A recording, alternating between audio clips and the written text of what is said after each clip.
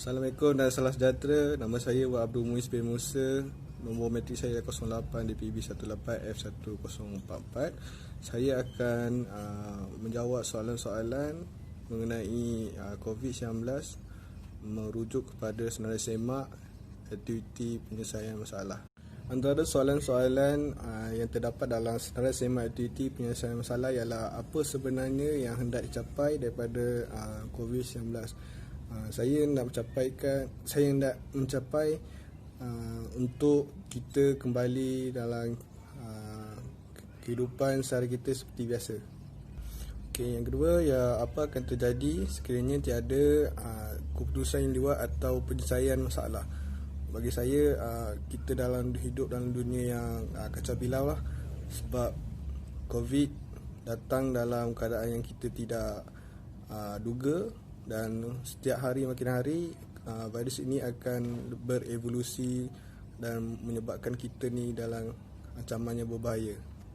Kenapa masalah COVID ni meningkat? Atas sebab beberapa faktor, antaranya kita tidak mematuhi SOP yang disarankan oleh KKM, iaitu memakai penutup muka semasa kita keluar dari rumah.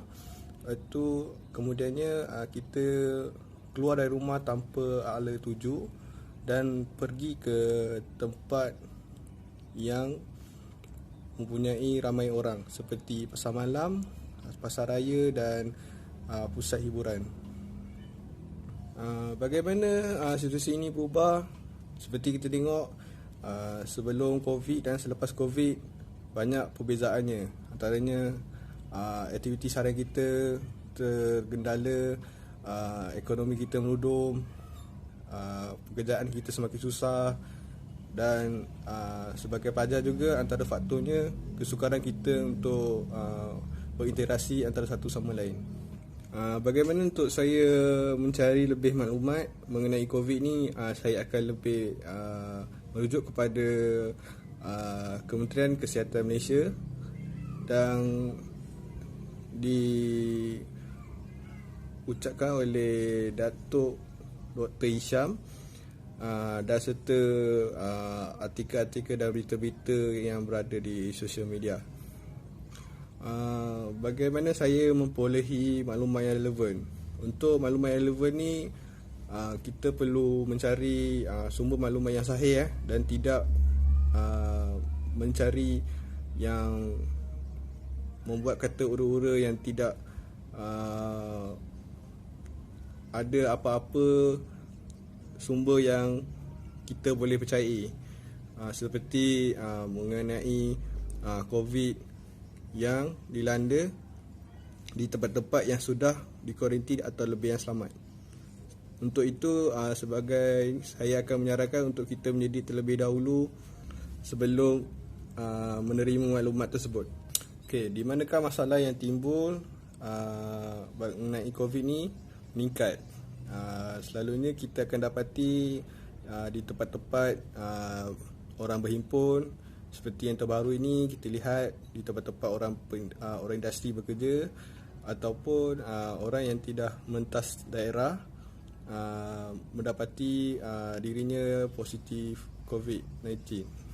Di manakah yang akan memberi impak mengenai COVID ni? Pendapat saya adalah secara peribadi, secara keseluruhannya, COVID ni memberi impak kepada semua sektor, terutama dari segi ekonomi dan industri lah, dan pelancongan.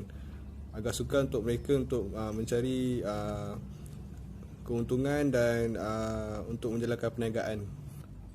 Jika lokasi COVID itu terletak di suatu tempat, itu penting atau tidak? Bagi saya itu penting untuk kita sebagai rakyat untuk menghindarkan diri daripada mendekati di kawasan-kawasan yang didapati COVID-19.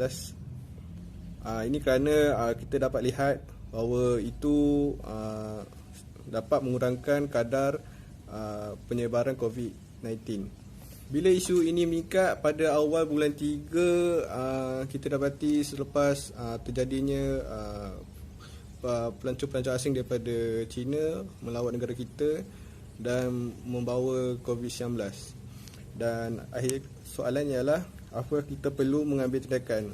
Sepatutnya kita perlu mengambil tindakan lebih awal sekiranya didapati COVID telah masuk ke negara kita, agar kita dapat secara umumnya kita dapat mengurangkan terus dan menjalankan kehidupan seperti biasa. Sekian, terima kasih.